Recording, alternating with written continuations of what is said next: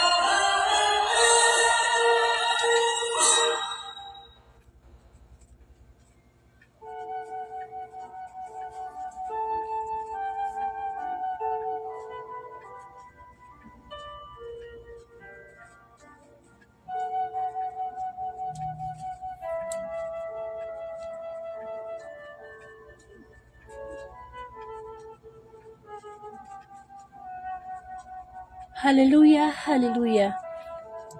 Amang Diyos na makapangyarihan sa lahat, pinupuri ka namin.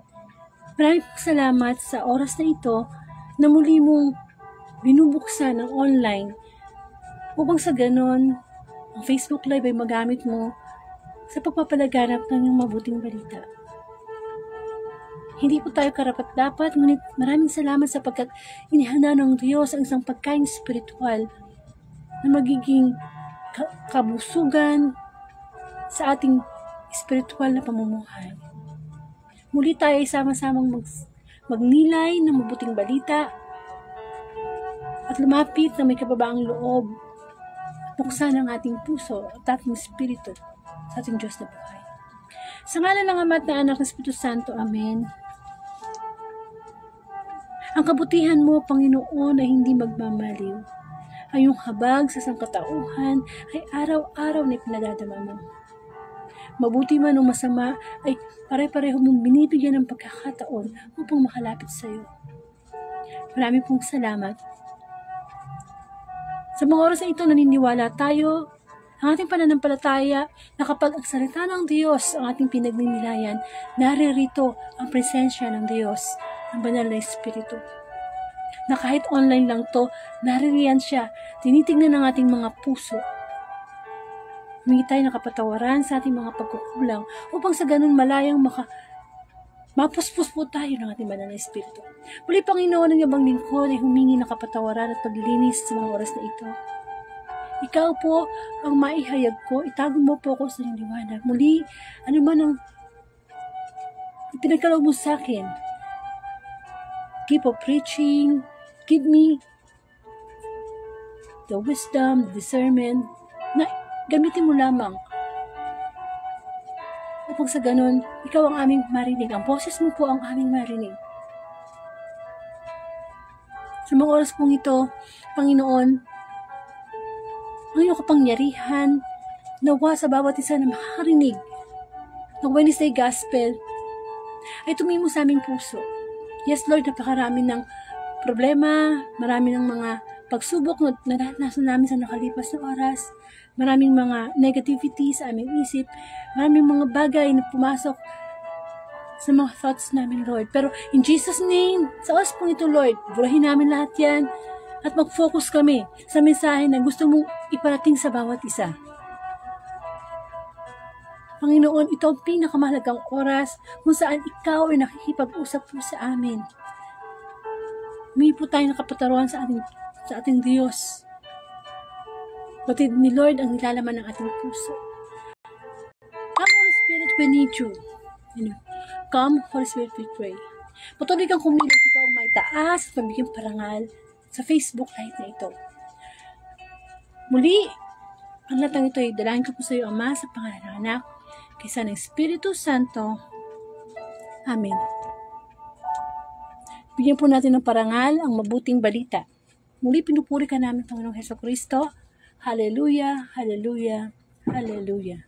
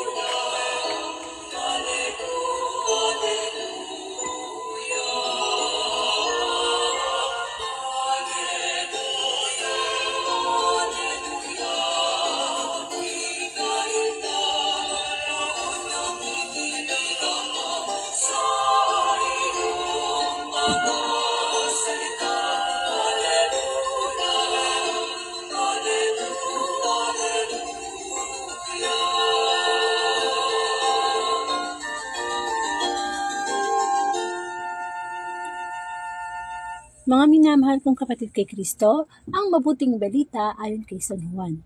Papuri sa iyo, Panginoon. Ang muling pagkabuhay ni Jesus. Madilim-dilim pa ng araw ng linggo, naparoon na si Maria Magdalena sa libingan. Naratan niyang naalis na ang batong panakip sa pinto ng libingan. Dahil dito, patakbo siyang pumunta kay Simon Pedro at sa alagad na mahal ni Jesus at sinabi sa kanila, "Kinuha sa libingan ng Panginoon at hindi namin alam kung saan dinala."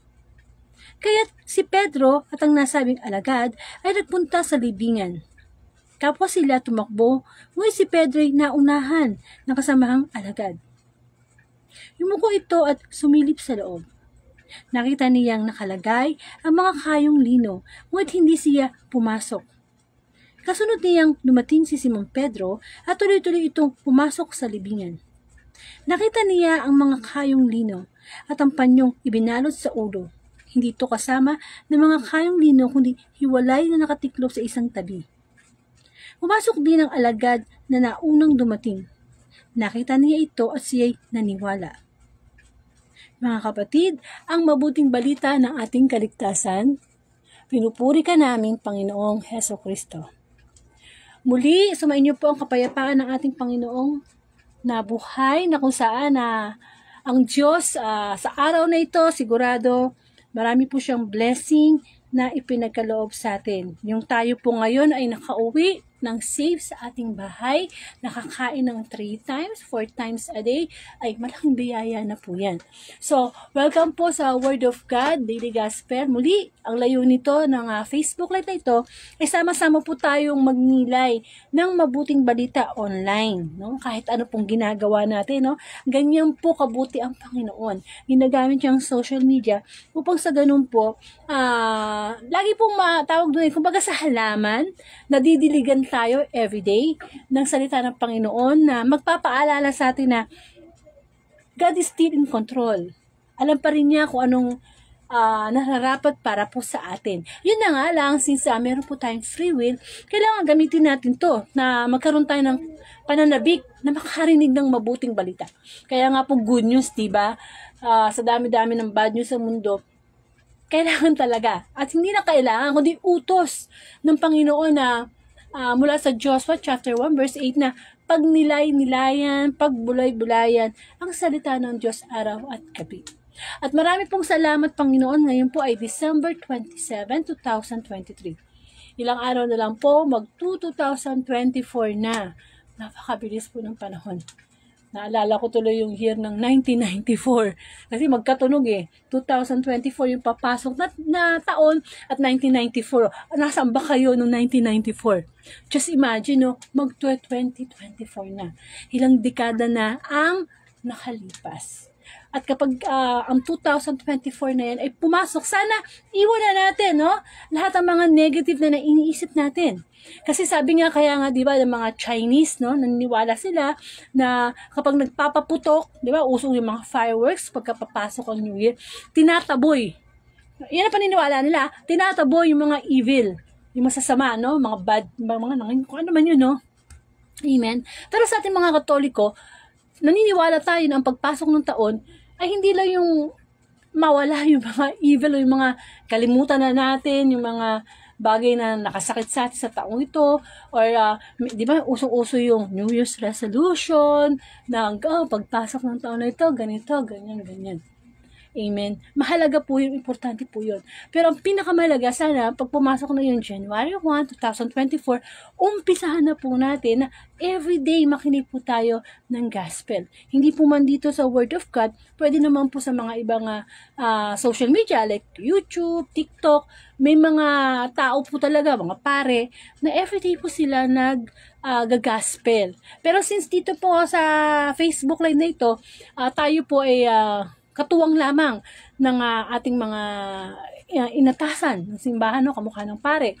Alam naman po natin, pag Sunday, yan, ang pare ang nag-homily, ang madre, meron din siyang kaalaman sa salita ng Diyos. Tayo naman po bilang mga ordinaryong mananampalataya, pwede rin po tayong tumulong sa simbahan. Kamukha po ng ganito, ang inyong abang lingkod na si Sister Angelica ay ginagamit ng Panginoon para everyday na tayo ay makapagnilay. Kumbaga, kung kahit ako po yung nagsasalita, nakikinig din po ako sa mensahe ng Diyos. Kasi naniniwala po ako dyan. Kaya kung pinapakinggan nyo ako ngayon, hindi po ako yung Angelica na ordinaryong kilala nyo. Kumbaga, alam ko na ang banal na spirito ay ginagamit po ang aking tinig, ang aking isipan para lahat po tayo ay makapagnilay ng mabuting balita.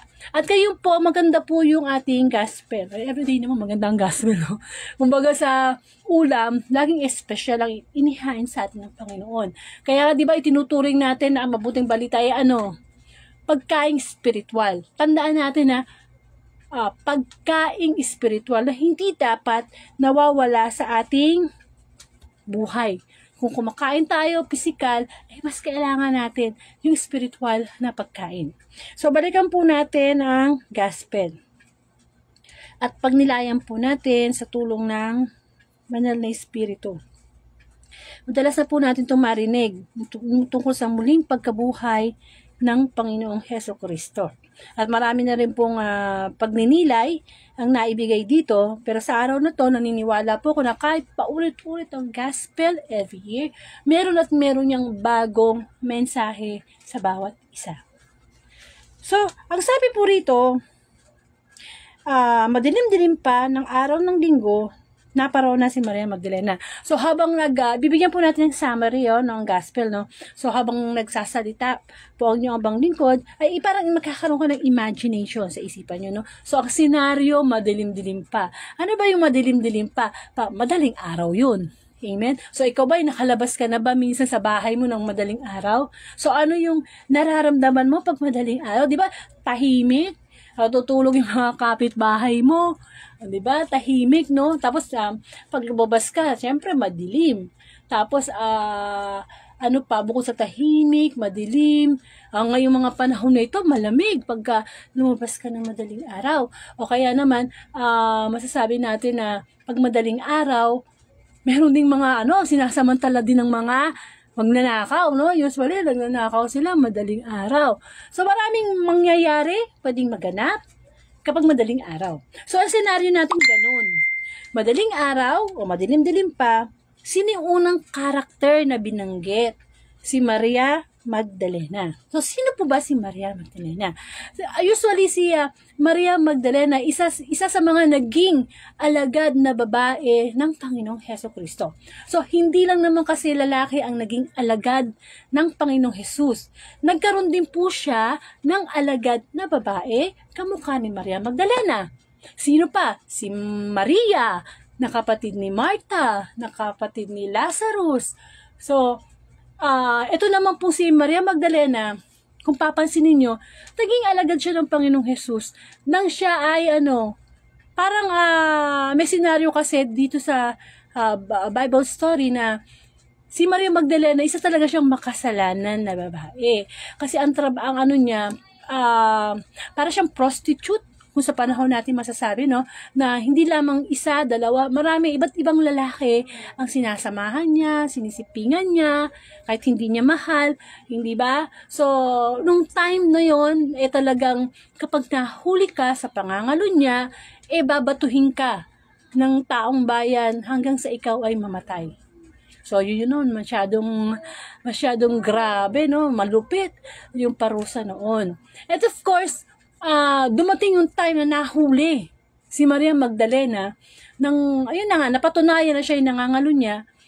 Ayun nga, dumating yung mga expert sa kasulatan, mga Pariseo, Saduceo, di ba? At sinabi sa Panginoong Jesus, sa loob-loob siguro nila, ito na yung pagkakataon para masilo natin ang Panginoong Hesukristo na tanungin. Kasi nga, di ba, nung panahon na yon, ang batas ni Moises is batuhin kapag nahuli.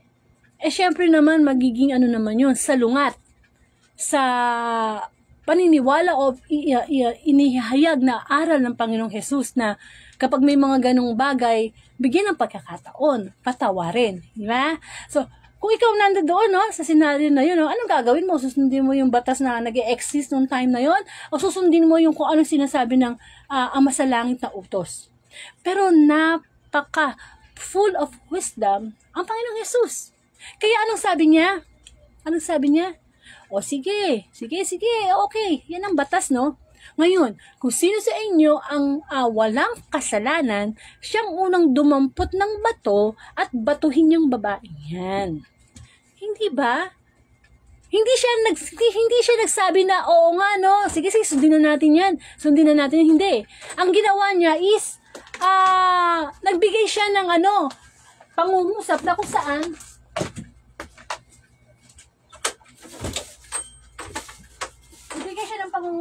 saan, masasabi natin na mapapaisip ka. Bakit ganun ang sinagot niya? So, dahil nga ang lahat ng tao na nakapaligid doon, kay Maria Magdalena ay mga makasalanan, walang nangahas kahit isa na dumampot ng bato at batuhin yung babaeng makasalanan na yon. Instead, nagsialisan sila. Umalis sila isa-isa. So, para silang napahiya, para silang nakonsensya na, o nga no, teka muna, ba't nga ba namin babatuhin tong babaeng to? Ako nga din naman may kasalanan. Siguro kasalanan ko, hindi nga lang pangangalo niya. Maring yung mga isa sa mga nanonood doon, nagnanakaw or nananakit ng kapwa. So, ibig sabihin ng Panginoong Jesus, oo, sige, pinapersecute itong taong to dahil ito'y makasalanan. Pero, kung meron lang sigurong salamin, mananamin kayo. O sige, siya nangangalo niya, ikaw, anong kasalanan ang meron ka ngayon? Hindi po ba? Kaya, excuse me.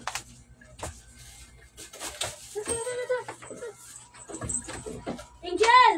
Si Freya nandito. Nag-ano ka, nag-FB live ako. Hanap mo. Yan, excuse me po. Pumasok yung aming tuta. Ang gulo-gulo pa naman ang tuta namin na yun. Ayun nga po, no? So, parang po yun bakit po natin binabanggit sa gospel ngayon si Maria Magdalena? Kasi isa siya sa mga karakter na una na talagang hinanap ang Panginoong Jesus nung mawala sa kanyang libingan. Yun nga yung pagkabuhay ng Panginoong Jesus. So ganun na po, no? Parang kung i-apply po natin yan spiritually sa ating buhay, tayo po lahat ay makasalanan. So, we cannot tawag dito pinpoint. Hindi mo pwedeng ituro na ito makasalanan to, ikaw makasalanan to. Hindi. Kasi, bawat pagturo mo na ang kapwa mo ay makasalanan, di ba sabi nga, isa lang ang nakaturo sa kapwa, 4 ang daliri na nakaturo sa atin. Tayo ay makasalanan din. Kaya nga nandun ang Panginoong Jesus upang siya ang maging divine healer natin.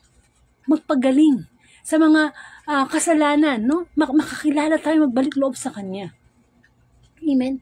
Kaya nung tagpo na yun, nag-alisa na yung mga tao, kasi hindi nila mabato makasalanan lahat Anong sabi ng Panginoong Hesus kay Maria Magdalena? Tumayo ka na dyan. Diba? Tumayo ka na dyan. Pinapatawad na kita sa iyong mga kasalanan. Ganun po ang nangyari kung bakit naging alagad ni Kristo si Maria Magdalena. Amen? So, ano pa ang nangyari, no? So, nung panahon na yun, madaling araw, si Maria Magdalena, nakita niya na bukas na yung malaking bato na pinaglilibingan sa Panginoong Hesus Kristo. At talaga, ano yung kanyang naging reaction? So, tingnan natin, no? Kung anong naging reaction ni Maria Magdalena nung makita niya. Parang lang yan tayo, halimbawa, may namatay tayong mahal sa buhay. Diba? Usually, nilalagay sa loob ng nicho, tapos sinisementohan, nilalagyan ng pangalan. Amen? So, ikaw halimbawa, kakalibing lang nung mahal mo sa buhay. At after 3 days, after 1 week, binalikan mo, nakita mo, bukas yung nicho. What would you feel? Hindi ba matataranta ka? Nasaan na yung mahal ko sa buhay na inilibing dito? Sinong kumuha? Bakit kinuha? Saan napunta? So there are lots of questions. So ganun din ang naramdaman ni Maria Magdalena sapagkat mahal na mahal talaga niya ang Panginoon. Sapagkat sa Panginoon niya natagpuan ang kapayapaan, ang pagpapatawad, ang pagtanggap. Ayun, mismo. Pagtanggap. Sa atin, di ba, hindi lahat ng tao natatanggap tayo. Hindi lahat ng tao minamahal tayo, pati yung ating kapintasan. May mga tao na mamahalin ka lang because of, and not because, but not in spite of. Pero si Magdalena, nakaramdam siya ng tunay na pagmamahal sa ating Panginoong Hesus. Kaya nung mamatay ang Panginoong Hesus, syempre, nagdamdam siya ng labis. Kaya, nung makita niya na, nasaan na? Nataranta siya. Which is natural lang naman. Siyempre, mahal mo Kahit ba patay na yan eh. Hindi ba tayo mga Pilipino ganon? Kahit sabi mo pang patay na yung nanay mo, patay na yung tatay mo, patay na yung mahal mo sa buhay. Yung nag-live sa kanila yung memories. Kaya nga binibigyan nyo sila ng magandang burol, magandang, di ba? Nicho, kung ano may ma-afford natin, pinagdadasal natin. Kasi kahit wala na sila, mahal natin sila. At minsan, nagkakaroon tayo ng sentimental moments na, ano ko sana, kung buhay pa ganito, buhay pa yung nanay ko, yung tatay ko, gagawin ko lahat. Lagi kong sasabihan ng I love you, lagi kong ikikare. Amen. So, yun po si Maria Magdalena, isa sa mga alagad na babae ng Panginoong Hesus na talaga namang makikita mo yung kanyang marubdob na pagmamahal at sa Panginoon kahit namatay na. Hinahanap niya yung bangkay.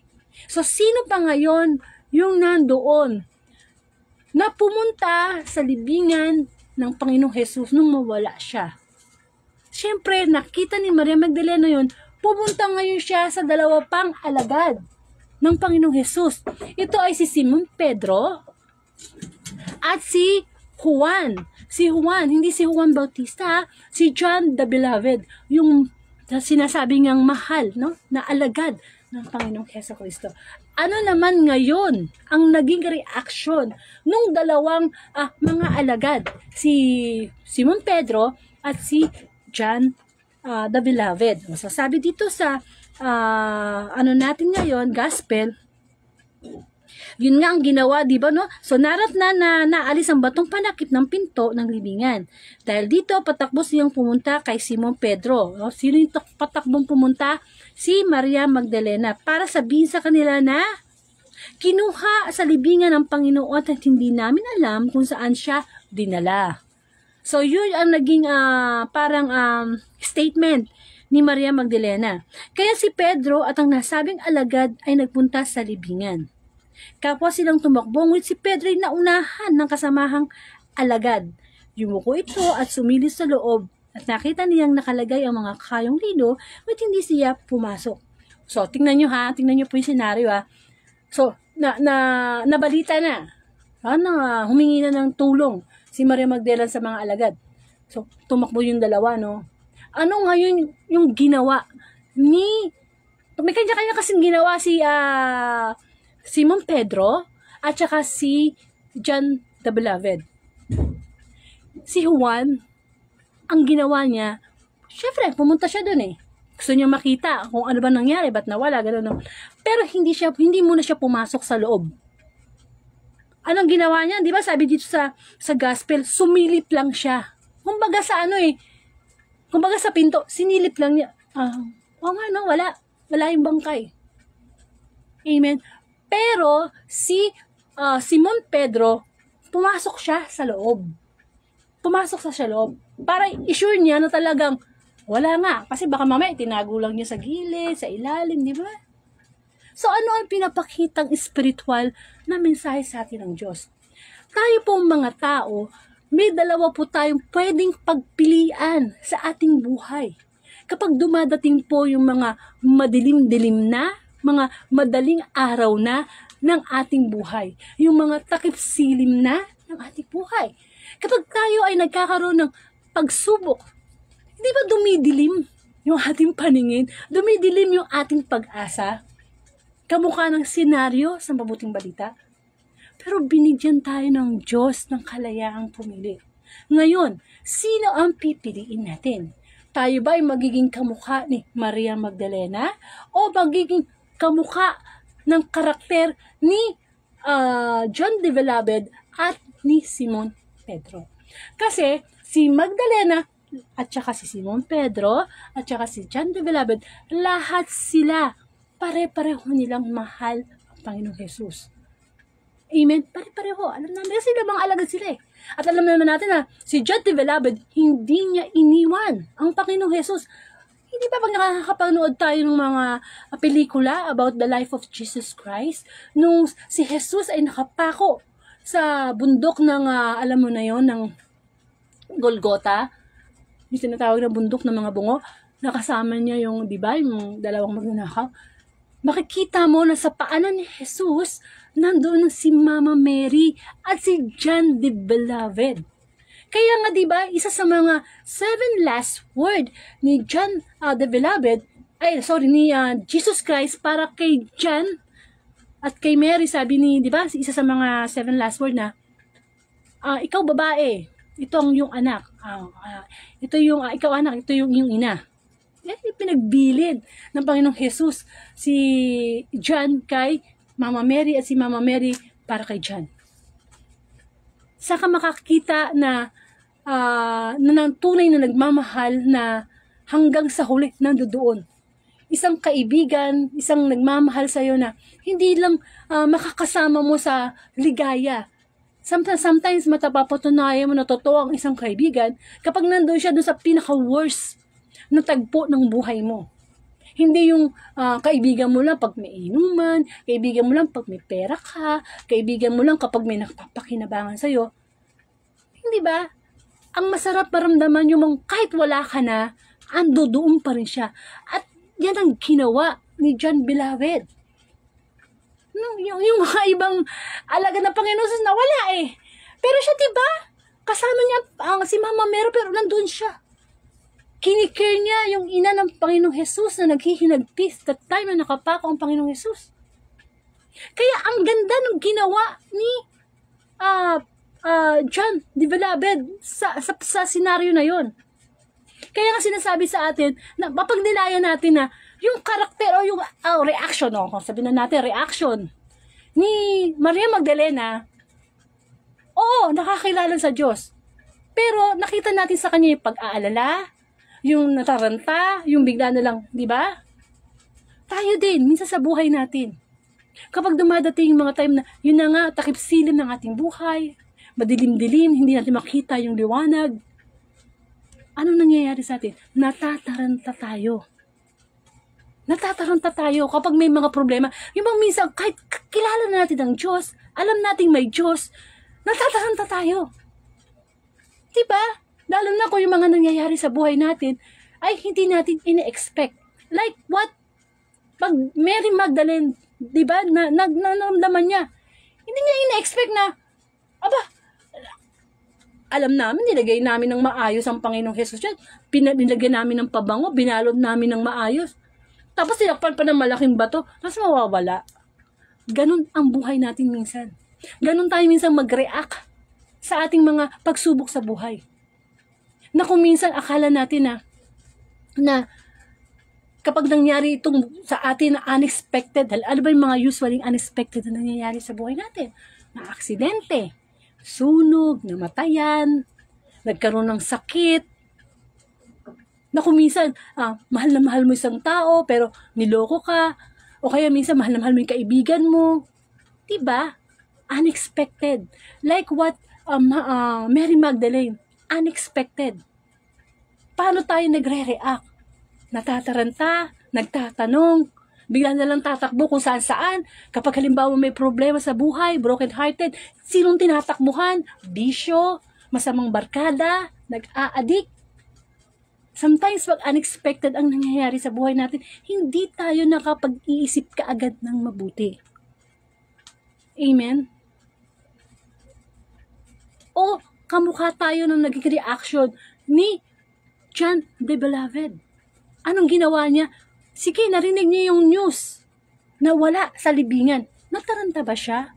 Hindi. Pumunta siya. At anong ginawa niya? Bukas kasi yung pinto May malaking bato para masilip. Masilip man lang. Nandun ba talaga o wala?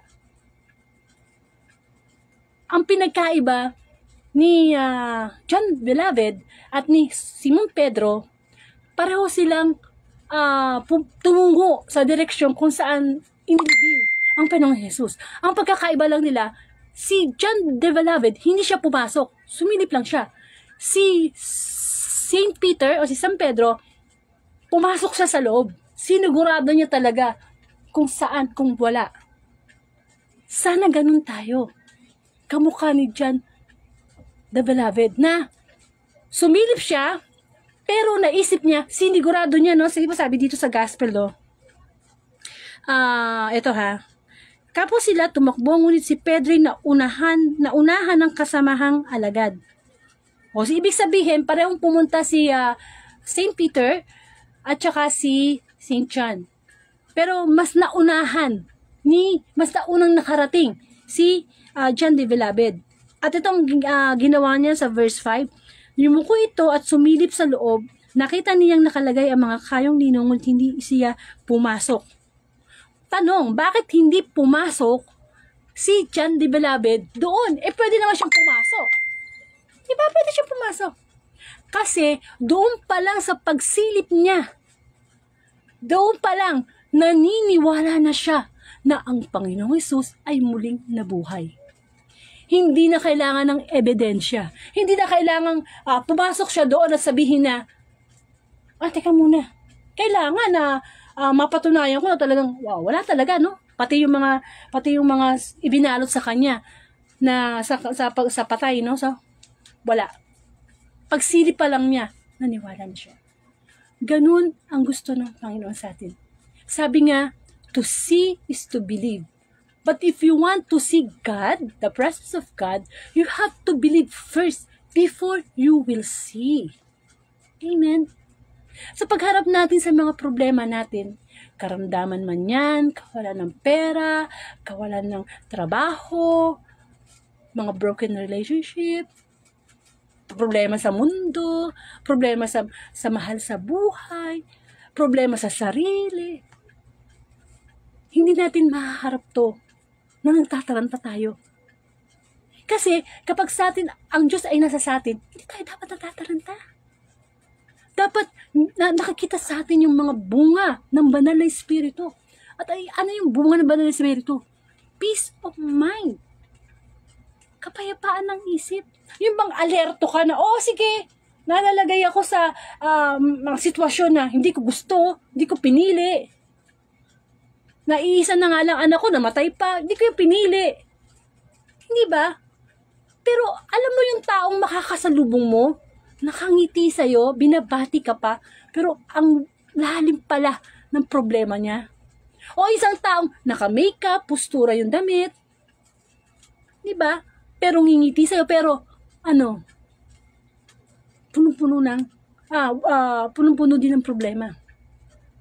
Minsan hindi mo maitago sa pag-aayos mo sa mukha yung problema mo Kasi our eyes is the window of our soul. Minsan ang tao, akala mo walang problema, tingnan mo yung mata niya. Doon makikita mo yung lungkot. Amen. Yung bang tipong may problema ka ngayon pero parang wala. Parang wala. Bakit? Kasi alam mo na ang Diyos is still in control. Alam mo na ang Diyos ay, hindi ba? May reason, may dahilan kung bakit nangyayari sa atin ngayon to. Na bakit ang bait-bait mo, salbahe pa rin yung kapwa mo sa'yo. Kung bakit, hindi ba? May mga ganong case Kasi hindi naman lahat ng ginagawa mo ng mabuti, gagantihan ka rin ng mabuti.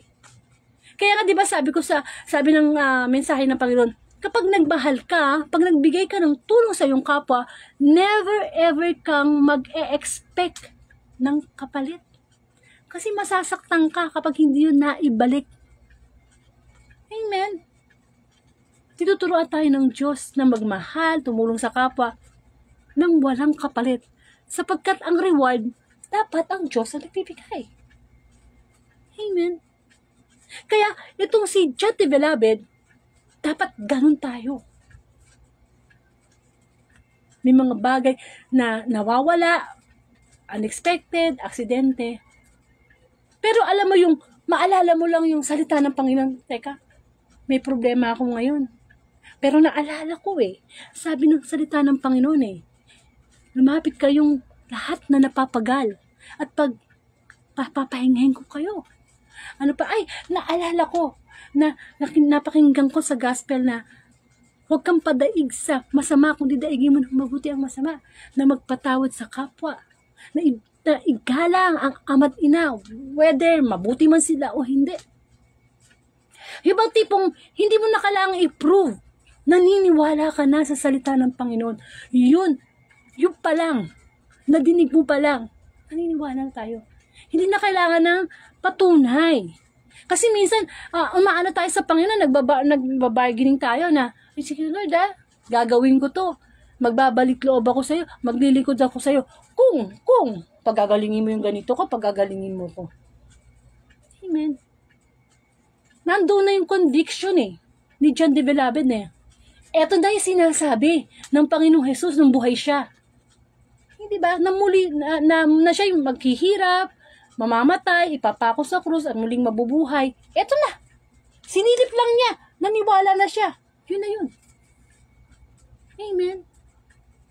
May mga bagay na imposible sa isipan natin. Kasi nga, limited lang yung ating isipan. Kaya kahit anong tanong natin sa sarili natin, hindi yan masasagot. Kasi ang Diyos lang ang makakasagot. Kaya nga, di ba, kapag tayo ay may problema, mas maganda pa sa panalangin natin na, Lord, iligtas niyo po kami sa kapahamakan. Lord, wag po sana kaming masunugan. Lord, wag po sanang mamatay yung nanay ko may sakit ngayon. Lord, sana meron po kami pakain. Huwag mo na ipagdasal yan. Bakit? Alam na ni Lord yan Basic na yan Lahat naman tayo, di ba? Sino bang gusto mong matayan? Sino bang gusto magkasakit? Ang ipanalangin natin sa Panginoon, dagdagan yung ating faith sa Kanya. Lord, increase my faith para pag dumadating yung mga pagsubok sa aking buhay, malakas ako. And of course, si Simon Pedro, alam natin siya yung inatasan. Sa 12 alagad ng Panginoong Jesus, siya yung pinaka-leader o inatasan ng Panginoon na Ikaw, Pedro, ikaw, sa batong ito, itatayo mo ang aking iglesia. Kaya nga, di ba? Nagkaroon pa ng respeto si John the Beloved kay Simon Pedro, kay Pedro. Na alam niya na siya yung pinili na leader Kaya di ba? Kahit nauna siya doon sa libingan, sumunod lang si Simon Pedro, hinayaan niyang maunang pumasok doon sa libingan. Si Pedro. Amen. Yung ginawa naman ni Pedro, maganda rin yun. Kasi siya yung leader Siya yung magre-report Siya yung magka-clarify, magko-confirm na talagang muling nabuhay ang Panginoong Jesus. Hindi dahil sa hindi siya naniniwala na hindi nabuhay, kinonfirm lang niya. At pagkatapos noon, nang makapasok na si Pedro sa loob ng libingan, sumunod nang pumasok si John the Beloved. Amen. Ganun tayo. Not to see. To see is to believe, hindi. We have to live sa bundong ito na, sabi nga live by faith, not by sight. Kasi hindi lahat ng nakikita ng mata ay para sa Panginoon. Kasi hindi ba? Hindi natin nakikita ang Diyos Kaya nga dapat pinapagana natin yung ating espiritu para yung espiritu niya mag-connect. Amen. Kaya sa buhay natin ngayong pananampalataya, sa gospel na ang muling nabuhay ang Panginoong Jesus, tayo ba nabubuhay para sa Panginoon? Kasi mga patay tayo Kapag tayo wala sa Panginoon, hindi tayo naglilingkod sa Panginoon, hindi natin sinusunod ang Panginoon, mga patay tayo Ibang humihinga ka, kumakain ka, nagtatrabaho ka, buhay ka lamang espiritual, pero patay tayo. Buhay ka pisikal, pero patay tayo espiritual. Ang gusto ng Diyos, muli tayong mabuhay. To be a new creation. Ang sinong mang nakipagkaisa kay Kristo ay hindi na kamukha ng dati. Siya ay isang bago ng nilalang. Amen. At alam natin ang muling pagkabuhay ni Kristo ay para din sa atin. That we consider Jesus Christ as a victorious God. Napagtagumpayan na niya lahat. Kaya kung ano man ang problema mo ngayon, mapagtatagumpayan natin yun. Kasi nga, ayan muli nang nabuhay ang Panginoong Jesus. No, parang ilang araw lang, 2 days ago, ang topic ang gospel tungkol sa pagsilang ni Jesus. Ngayon naman, muling pagkabuhay. Biglang nag-jump, Ipinapaalala sa atin na hindi tayo dapat nawawalan ng pag-asa. Dapat laging buhay. Alam mo, alive. Yung ating faith kay God. Ano pa? Ang ang silbi na ibinigay ng Panginoong Hesus ang kanyang buhay. Kung ngayon, tatamlay-tamlay tayo, na para bang, ay naku, wala nang solusyon tong problema ko. Ay, wala nang solusyon tong sakit ko. Ay, wala nang solusyon yung kapatid ko na konsumi ako dyan sa anak ko. Yung kapitbahay ko na lagi ako minamarites. Hindi totoo yun. Huwag nating hayaang patayin ng dyablo ang ating pananampalataya sa ating Panginoon. Dapat lagi nating iniisip na ang Panginoong Hesus ay nandiyan. Diba? Actually, yung libingan na yan, na pinaglibingan sa Panginoong Hesus, may mensahe din yan, spiritual message sa buhay natin. Kamusta na ba yung mga libingan sa ating buhay? Mga spiritual na libingan. Paano ba natin masasabi ang ating libingan? Diba? Ang libingan, pag nasa nicho ka na, madilim na, malamig, tahimik, nag-iisa ka. Kamusta na? Ganun ba tayo? Ngayon, yung problema natin, feeling natin nasa loob tayo ng nicho, madilim, nag-iisa, walang kasama, walang makausap. Amen? Kaya mag-iingat tayo sapagkat ang dyablo talagang nasaan daw nagtatambay ang dyablo? Kapag tayo ay nasa isang kwarto at nag-iisa lang tayo, nagtatambay ang dyablo dyan. Actually, hindi lang isang demonyo, isang katerbang demonyo ang pupunta sa ating mga thoughts kasi nga our mind is the battleground of devil. Kaya pagka ikaw nag-iisa sa kwarto, mag-isip-isip ka na. Hindi ba? Sabi nga yung idle mind, yung isip na yung talagang tahimik lang. Kaya dapat pag nag-iisa ka, nakikinig ka ng mga Christian song, o kaya ito, mga ganitong mga online tungkol sa Diyos. Amen. Lalo na kung may problema ka, tapos nag-iisa ka sa kwarto, baka mag-suicide ka. Amen. Kasi ang dyablo, parang parang yung leon na umaatungal.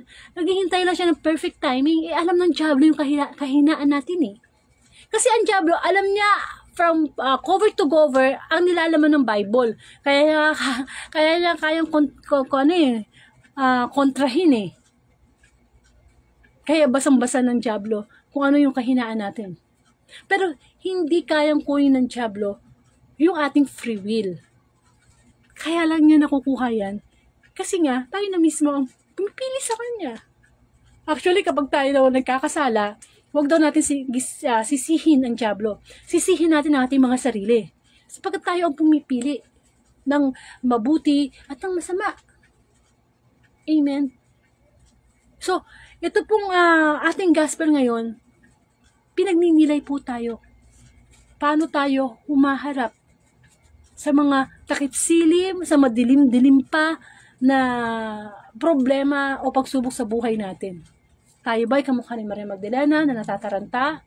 O tayo yung mga alagad na lalaki ng Panginoong Hesus na alam nila, sigurado sila, nabuhay muli ang Panginoon. Nabuhay muli. Amen. Parang si Tomas, nung magpakita sa kanya Panginoong Hesus, di ba? Gusto pa niyang makita yung mga butas ng palad ng Panginoong Hesus na pinagpakuan para maniwala siya na talagang ang Panginoong Hesus yun. Di ba sabi nga ng Panginoong Hesus kay Tomas, o ngayon naniniwala ka na dahil nakita mo. Mapalad ang mga naniniwala kahit hindi nila nakita. Hindi natin nakikita ang Panginoon. Pero naniniwala tayo may Diyos. Naniniwala tayo may Panginoong Hesus, may banal na Espiritu. At yun ang mas mapalad sa paningin ng Panginoon. Yung hindi na kailangan, ito, papakita ko sa'yo, ito. Hindi. Amen. Nawa, ang gospel ngayon ay mag-open sa isip natin na kapag tayo ay may galit sa puso, kapag tayo ay may problema, tayo ay nasa loob ng isang libingan. Isang libingan na kung saan madilim ang ating mga iniisip, isang libingan na kung saan malamig, no? Ibig sabihin na hindi natin maramdaman ang init ng pagmamahal ng Diyos. Isang libingan na kung saan nag-iisa lang tayo, no? Hindi tayo maka-call ng help kasi nakalibing ka eh. Pero ang gusto ng Panginoon, yung kanyang kamukha ng kanyang libingan na pinaglibingan na nabuksan ang pinto. Siya'y nawala doon sa libingan na yun. na yung libingan na yun na nasara ng pinto na, di ba? Ang libingan kapag sinara mo ng pinto, madilim. Pero ang ginawa, di ba? Nabuksan yung pinto. Ganun din dapat ang libingan natin ngayon. Nabubuksan para pumapasok ang ilaw ng pananampalataya natin sa Diyos. At alam naman natin na ang ilaw ay Panginoong Jesus. Kaya, ano man ang dinadala nating mabigat sa puso natin ngayon, buksan natin ang libingan na yan. Para hindi na tayo mag-isa. Para hindi na tayo manlamig. Para hindi na natin maisip na madilim ang buhay. Wala nang pag-asa. Muli tayong mabuhay. In Jesus' name. Muli tayong mabuhay. Magkaroon ng pag-asa. Amen. Kasi ayaw ng Panginoon na nalulungkot tayo. Ayaw ng Panginoon na lagi na lang tayo nag-iisip ng negative. Kasi kinukuha ng diablo opportunity na yan para tayo ilibing sa balalim na hukay hanggang papunta na tayo sa impyerno. Pero ang pagkabuhay muli ng Panginoong Hesus ay nagpapakita ng eto na, nagtagumpay na ang Panginoong Hesus. Dapat din tayo magtagumpay sa bawat pagsubok na meron tayo sa ating buhay. Sapagkat hindi tayo dapat maging talunan. Sapagkat tayo anak ng Diyos. Amen. Ang muling pagkabuhay ng Panginoon o pag-aalala ng muling pagkabuhay ng Panginoon ay nagsasabi lang sa bawat isa sa atin na hanggat may buhay, may pag-asa. Kung hindi mo man nakakamtan ngayon ang mga pinapangarap mo, kay tao yan, kay pangyayari yan, kay material na bagay yan, kay pangarap yan, kang mawawala ng pag-asa hanggat tumitibok ang iyong puso, hanggang gumagana yung isip mo. Darating yan sa tamang pagkakataon at tamang panahon. Amen. Na kung madilim man ang buhay mo ngayon, hindi ka pwedeng manatili dyan. Pwede kang bumangon. Kung minsan tayo lang nagbibigay ng tanikala sa ating mga kamay, gumagapos. Amen. Tayo din ang may susi para tayo makalaya. Kamukha ng galit sa kapwa, tayo ay nagtatanikala. Pero nasa atin ang susi. Kung gusto natin pakawala, para, di ba, magkaroon tayo ng buhay. Sapagkat ang gustong ipagkaloob sa atin ng Diyos, isang buhay na ganap at kasiya-siya. Yan ang ating Panginoon. Ayaw niya tayong nalulungkot, ayaw niya tayong nagiging madilim ang ating pananampalataya. Pero since nga meron tayong free will, tayo na rin ang nagbibigay ng liwanag o dilim sa ating buhay. Amen. Nawa, bago tayo matulog, magdasal tayo sa Diyos. Isipin natin, oo nga Lord, no? Nililibing ko pala ang sarili ko sa sobrang lungkot. Nililibing ko pala, Lord, yung sarili ko sa pagkataranta kapag may mga unexpected na nangyayari sa buhay ko. Nililibing ko pala, Lord, yung sarili ko sa bisyo, sa masasamang gawain. Bakit ko nililibing, Lord, samantala muli kang nabuhay? Umalis ka sa libingang yan para ipakita sa amin na nagtagumpay ka na. Tayo po'y magkaroon ng closing prayer. Sa ngalan ng Ama at ng Anak at ng Espiritu Santo. Amen. Muli, Panginoon, salamat sa pagpapaalala mo na kung ang buhay po namin ngayon ay puno ng pagsubok. Parang isang libingan na hindi kami makagalaw. Isang libingan na madilim at hindi namin makita ang liwanag mo. Isang libingang malamig at hindi namin maramdaman ang pag-ibig mo. Isang libingan na parang feeling namin nag-iisa kami, walang nagmamahal sa amin. Rejected kami ng society, ng mahal namin sa buhay. Di kami nag-isa kahit kailan, Lord. Nandiyan ka lang lagi sa tabi namin. Ikaw ang hindi namin pinapansin. Mas pinofocus namin yung mga bagay na wala sa buhay namin, Panginoon. Hindi namin nakikita na nandiyan ka't lumuluha. Nagsasabing, anak, andito lang ako. Wala ka sa libingan. Hindi ka dapat malibing. Kundi mapunta sa isang buhay na walang hanggan na kung saan. Nandun ang liwanag ang liwanag ng Panginoong Jesus. Pinapanalangin ko po ang taong idinadalangin ni Brother Joel ng kagalingan. Lord, in Jesus' name, pagalingin mo po siya. At lahat ng mga taong nagdadanas ng pisikal na karamdaman sa mga oras na ito. Alisin mo sila sa libingan ng pagkabalisa, ng pagkapuot. Buksan mo ang libingan ito upang ang liwanag mo, Panginoong Jesus, ay pumasok sa aming buhay. At ano po man ang mga libingan na nasa isip natin ngayon, muli tayo mabuhay. Kamukha ng Panginoong Jesus. I-enjoy natin ang ating buhay kasama ang Panginoon. Tanggapin natin ang liwanag, ang ilaw na nagmumula sa Panginoong Hesus Kristo. Patuloy pong dalangin sa inyong mga pamilya, nawa ang inyong tahanan ay hindi maging isang libingan ng puno ng kalungkutan, pagkus isang libingan na mabuksan upang si Kristo ang maging sentro ng inyong pamilya. Panalangin sa inyong mga personal na panalangin ibinibigay sa Panginoong Hesus, nawa ibigay ito ng Panginoon ayon sa kanyang kalooban. Ama namin, sumasalangit ka, sambahin ang ngalan mo, mapasa amin ang kaharian mo. Sundin ang loob mo dito sa lupa para nasa langit. Bigyan mo po kami ng aming kakanin sa araw-araw at patawarin mo po kami sa aming mga sala para ng pagpapatawad namin sa nagkakasala sa amin. Huwag po kami pahintul sa tukso at diyan po kami sa lahat ng masama. Muli, Panginoon, maraming salamat sa iyo ang papuri. Maraming pong salamat sa iyong mensahe. Ang lahat ng ito'y dalangin ko sa iyo, Ama, sa pangalan ng Anak, kaysa ng Espiritu Santo. Amen.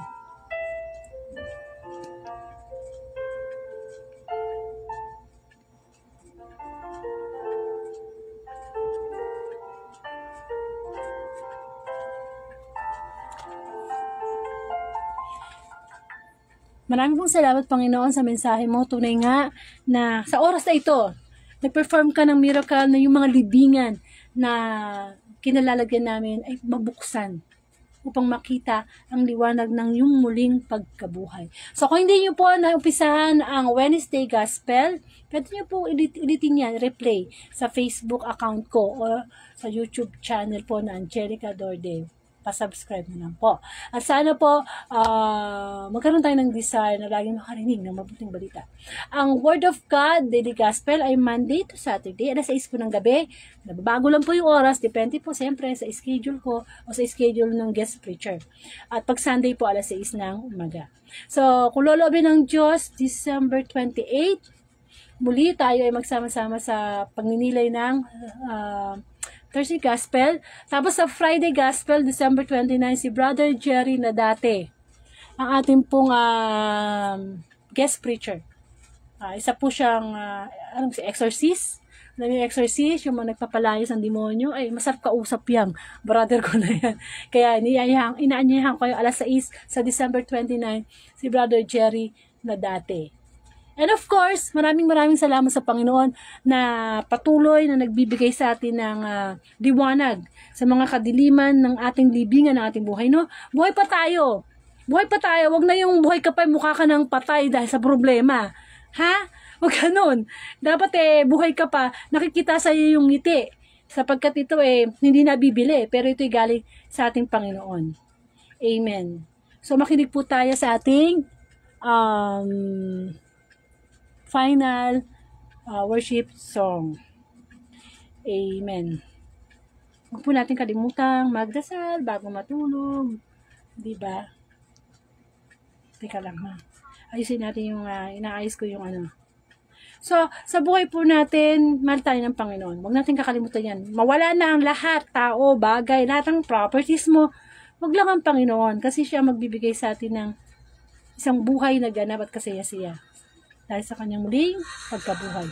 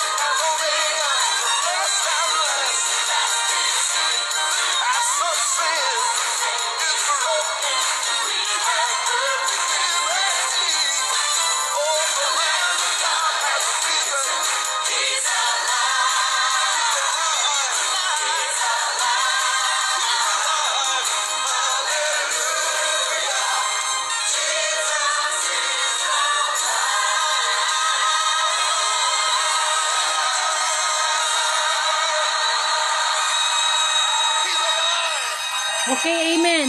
Jesus is alive. So, wag tayo mag-feeling patay. Maging alive tayo araw-araw. In Jesus' name. Maraming pong salamat, and to God be the glory.